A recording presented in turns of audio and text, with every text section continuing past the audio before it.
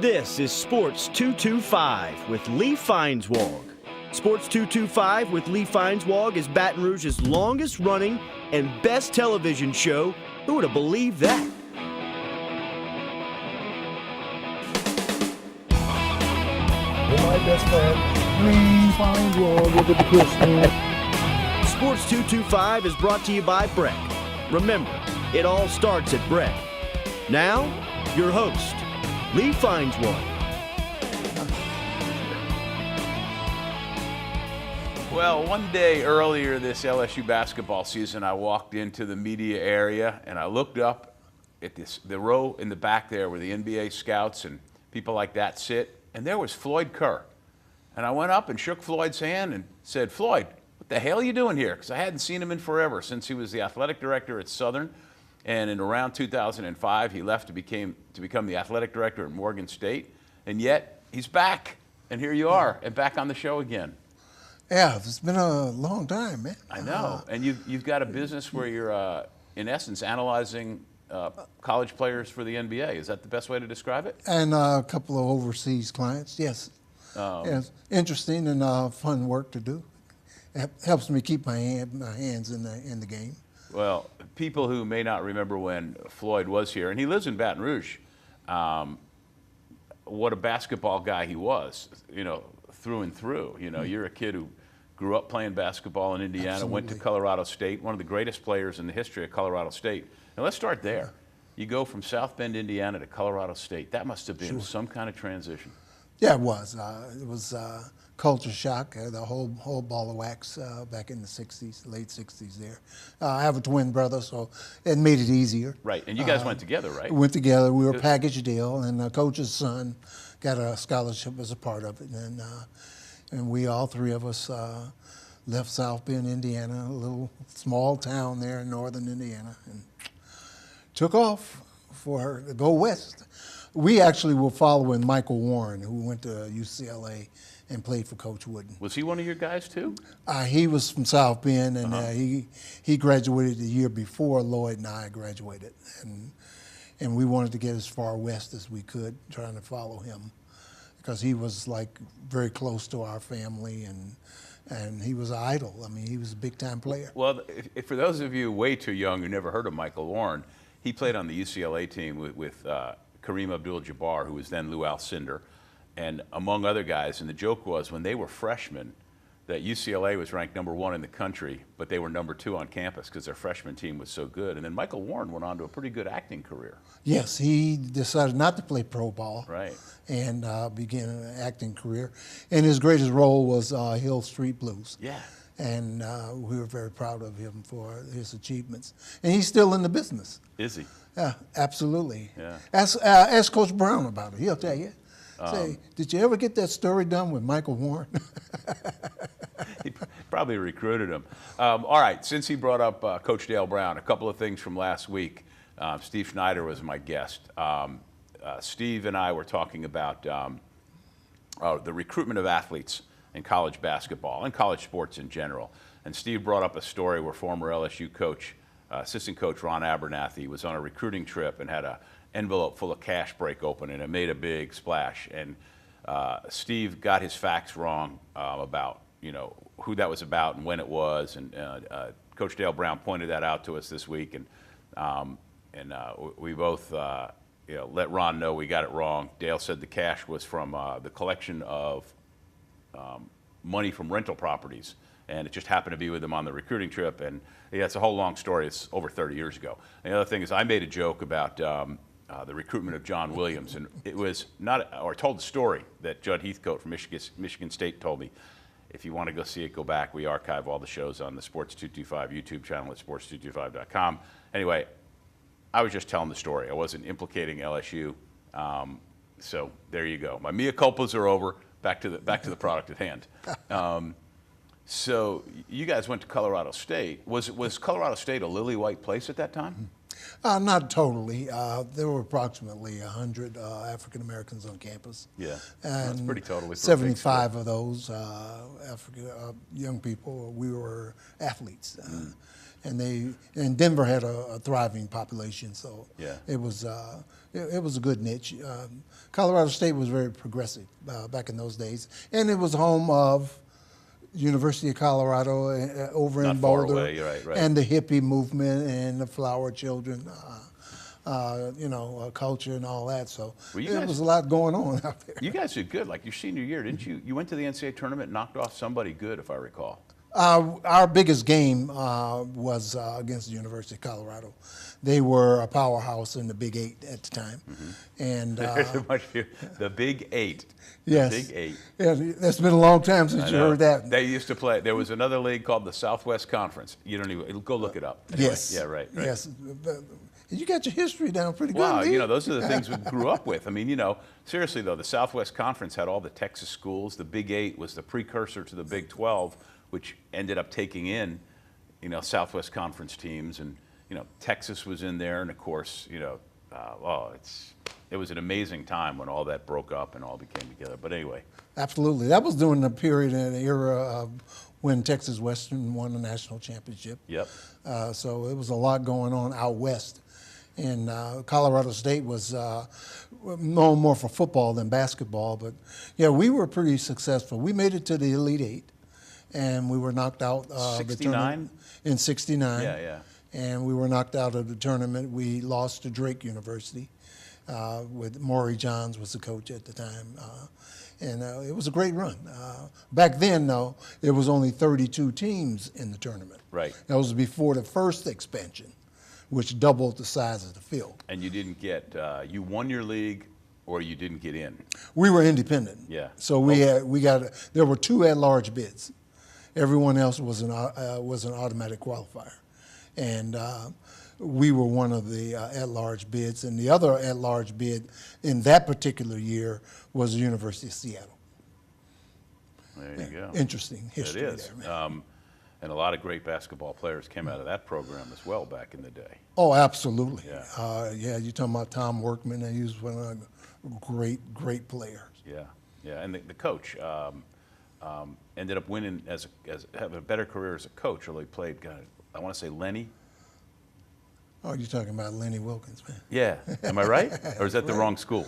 No, Lenny was there for a period of time before he went to the pros. Yeah.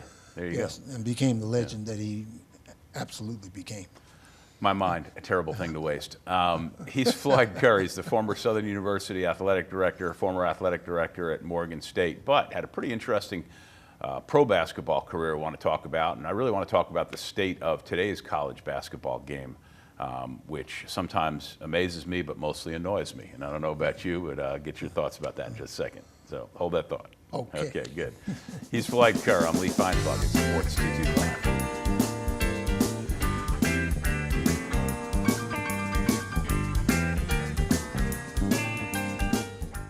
Hi, I'm the human dislike button. You may recognize me as the guy who enforces rules at Breck Parks. Check out my amazing presentation. Did you know? Motorized vehicles are not allowed in Breck Parks. Sales and solicitation are prohibited without permission from Breck. And my favorite rule, keep Breck Parks clean by placing all trash in trash cans. Come on, you can do this. For more information about these and other Breck rules, please visit breck.org/HDB. We're back on Sports 225, hanging out with Floyd Kerr, who is now a basketball analyst describe it. Tell people what it is exactly that you got going on. Bobby Sports is who I work for, and my partner and I formed that when I was back in Baltimore to help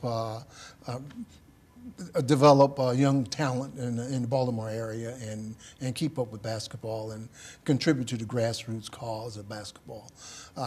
It's associated with some AAU programs on the East Coast, but my part in it is, as a principal, is a basketball analyst, because that's part of what I did as a coach in my 26 years of coaching. When I switched over to administration, I became an analyst. And make sure people understand, we're not talking about the guy who sits with the play-by-play announcer on television. And are you giving scouting reports as well to NBA teams? Absolutely. Yeah. Scouting reports, evaluations, background checks, all the things that go along with preparing young players to get to the next level if that's what they want to do, or to get overseas and create the contacts and make sure that all of the background things and everything is in order. It's, as you know, it's a high-tech world today. Right. And with social media and all the things that you have to deal with today, you've got to have as much information as you can get on a player. Make sure that they don't come back and bite you in the butt on the back end, because you recommend a guy, and make sure that, But, Absolutely. Yeah. So while we're on the NBA, let's catch up with that now. It's probably going to happen because we're actually doing this show this week where there's so much discussion about the NBA finally probably going to get rid of the one and done rule. I maintain that basketball should probably just go with the same as football and baseball, which, in football, after your third year, you can go to the NBA. I mean, to the NFL. But you can't come to the NFL out of high school. Or you go with baseball, which means you can come out after high school, you can come out after 2 years of junior college, or you can come out after your third year and go into their draft. But I think what's going to happen with the NBA is they're just going to open it wide up. Is that what you think is going to happen, and what are your thoughts about that? Yeah. Well, that's what we're hearing, that Commissioner Silver is going to change it because the one and done is really not working on either side, the Correct. NCAA side or the NBA side. And if you notice that the talent is watered down in the NBA, and there are huge cultural and social problems as a part of it. But I'm hearing is he's going to change, he's going to open it up, and he's going to improve the G League. They're going to try to expand the G League to help develop younger players. And if that holds to be true and comes to be, it's going to open up a whole new platform for the NBA. And there are going to be lots of jobs. There are going to be lots of jobs out there that have to be filled. Well, to develop young players. Right, Yes. Administrative, coaching, and of course players. Players, the administration, and the development of players, and all the things that go with building a professional athlete. Because you got the development part, you got the agency part, you've got, of course, the teams themselves, and you got the competition part.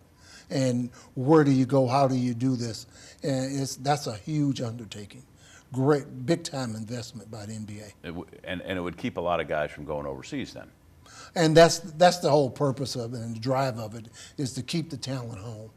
One of the questions, Lee, I've asked over the years is who controls the talent? And every time I've posed that question, it's sparked unique conversations. Right. And over the years, it's changed from every decade. It changes. The players are controlling the players now. It's the parents and the players now. But the agents and the shoe companies they're supporting it. They're the ones who are driving it with the resources. So get them on board with this new program. And the NBA is very smart and wise about that. Yeah. Will this in turn attract, you think, young European players to come and play in the G League as compared to our young players all going to Europe and other places? I think that's what you're going to see. Yeah. Because European players, particularly big guys from various foreign countries, they come here, but they don't have a training ground. Now, they come here and they go into our college system. Well, most of them get lost in our college system. Very few really get to the NBA. But the NBA wants to have a training ground for those that college is not for them. And we seem to have a lot of kids. Right, not just foreign kids, plenty of American kids who shouldn't go to college, for that purpose. That gets me into a whole nother, concept that I've often thought, and academia hates to hear this, but I'd like to see athletes have the option of getting a different kind of curriculum, not necessarily, and I break it by saying a so-called blue-collar degree. Why, when you go to college and play sports, do you have to have the same kind of degree that the university offers if they're in the market to just be an athletic factory? Why can't they learn how to be plumbers and electricians and pipe fitters? And, I just throwing these things out by random, but that's a whole different thing. If we get into that, we'll never finish the show. But How many, like with the G League, could you see like there being like 30 teams? You know? Oh, I could see it being 30, maybe even more. They may even have a foreign division of it, because the NBA does a lot overseas now. They have scouts that cover overseas players and development, just like the NFL Europe is doing now, to expand the footprint of the NBA. But you mentioned the vocational aspect of it, and that sparked a question in my mind, and that's one of my concerns. And I think the principal drive for Adam Silver is, what do we do with the one and dones, or those kids that don't make it? Good point. And there's a huge number of those kids each year who don't make it, and then they have all these bills, they owe people, they make a little money, but it doesn't go very far. And it's too late to go back and get a college basketball scholarship because you've already negated it. Good point, That's right? We're way over. Hold that thought. Okay. He's Floyd Kerr. I'm Lee Feinswag. It's Sports 225. We'll be right back.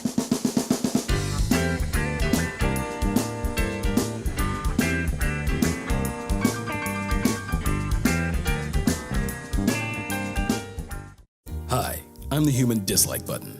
You may recognize me as the rules guy for Breck Parks. Sometimes the rules slip past us, so I put together this amazing presentation. Did you know? Golf practice is only allowed at designated golf facilities. Firearms, explosives, and weapons are not allowed on Breck property. Metal detecting is allowed in some parks, but go to Breck's website to learn more about this and other park rules.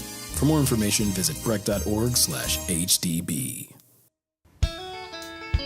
All right, we're back on Sports 225. Talking to Floyd Kerr, and he left Colorado State and played pro at different levels before you got and coached before you got in administration. But I want to keep on this subject where we're talking about saving college basketball. If you were the czar of all college basketball and you could change one thing, or two things, or three things, what would you do? Well, the main thing I would do, Lee, is I'd change the transition process. And as we mentioned earlier, there's an avenue for those that college is not for, and they want to be a professional athlete. And then those that go to college. And I think part of that transition is colleges, I think, have to do a better job with those that are going to be a professional athlete of helping them develop and transition to it. I think one and done was a misservice to that process because it was only 1 year. Mm-hmm. And those kids that go to school in the one and done concept, they're only really in school one semester. Well, in you essence, think they're going to school now in the spring semester? Yeah. No, they're getting ready for the draft. Well, see, whenever I get asked that question about what would I fix in college basketball, the first thing I would say is get rid of the three-point shot. And everybody always groans. But what about the AAU system and the way it ties into college basketball? Is there anything that can be done about that? Because I think that's preventing or creating so many players coming in who aren't fundamentally ready to play college basketball at the right level. Yeah, now since that's a very good question, because since the AAU has become so prominent, and we all know why, it's because of the recruiting calendar that the NCAA instilled many, many years ago. There was a void there, and somebody stepped into that void to influence the kids. I think there's a serious role for AAU, because now you're talking about communities, you're talking about grassroots, and you're talking about parents and families involved in the lives of kids.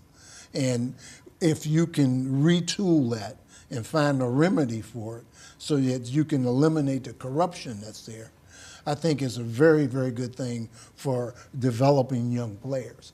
But I think there has to be a place where AAU ends, college or pros transitions into it, and then someone else takes over. I don't think you can stay with a kid if you're the AAU coach for their whole career.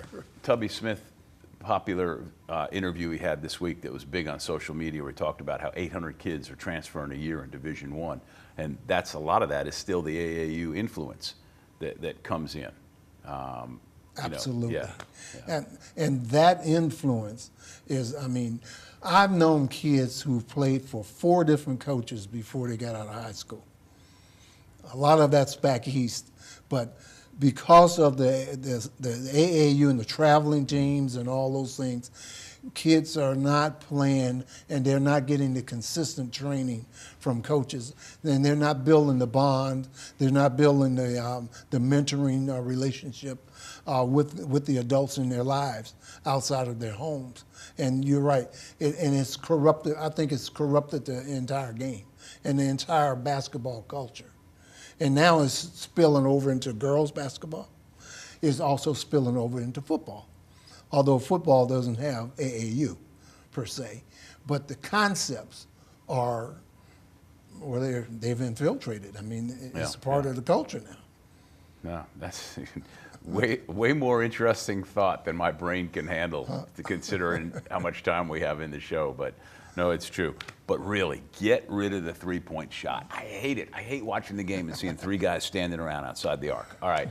We got just a little bit of time left. Let's talk about the LSU basketball team, since you've seen them a bunch this year and some of their people. All right. He's Floyd Kerr. I'm Lee Feinswag at Sports 225.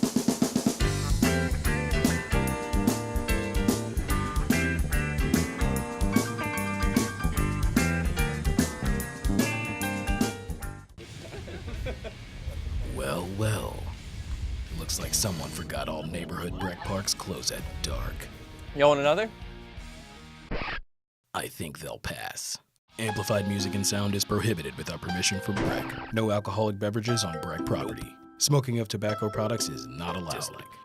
Use of fire is prohibited except in grills. Gotta remember, Breck wants you to have fun, but in the right way. For more info, go to breck.org/HDB. Coming down the home stretch of another Sports 225, thanks to John Williams from Think JCW for directing the show. Remember to go to sports225.com to see when all the show times are on Cox 4, which is now Your View, and CST, and see any old show. We archive them on the Sports 225 TV channel. Floyd Kerr is here. He not only had a pro basketball career, a college coaching career, but was the athletic director at Southern University up until 2005. He went to Morgan State and is now out of administration and working basketball. And I see you at the LSU games. They're an interesting team. Coach Will Wade, a young guy who seems to have made a lot of progress with that group in the first year. Oh, absolutely. I didn't know that they were going to progress that fast, but they're a young team. Yeah. Their older players, of course, are seniors. Yeah. And they lose the big guys, but well, I want to ask you about they have a nice core. Yeah. Dwap Reith, who in many ways is a textbook Akeem Olajuwon drop step kind of guy with somewhat limited game, and then Aaron Epps, who shoots that funky 3-pointer, but is 2 of the more improved big guys. I don't imagine they're going to play in the NBA, but they can make some money in Europe, can't they? I think so, because they have size, they have length, they both can run the court, and they both are hungry. And I've watched their development over the season. Yeah. Dwap Reith, I mean, here's a guy that was not even making layups when I first saw him. And he had a couple of games near 30 points, and he's had double-figure rebounds, and hard-working young man. Boy, he came a long ways to get to LSU, so he have a chance to play Division I basketball.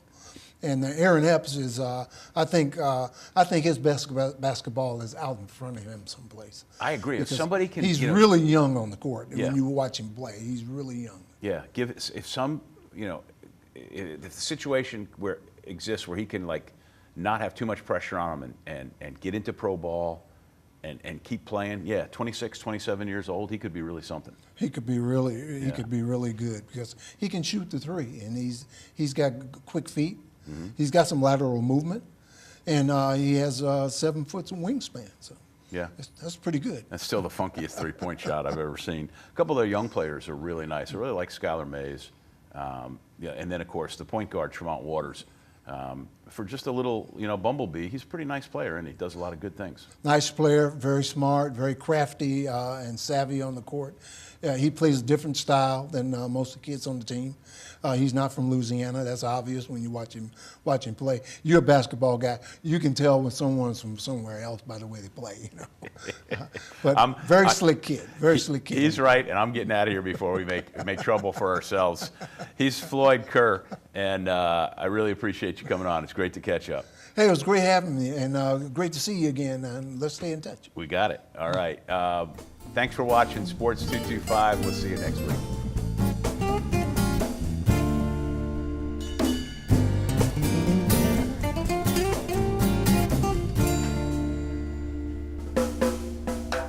At carnival time by Baton Rouge Bay, that's the site of my story. At Spanish Town Mardi Gras, things can get blurry.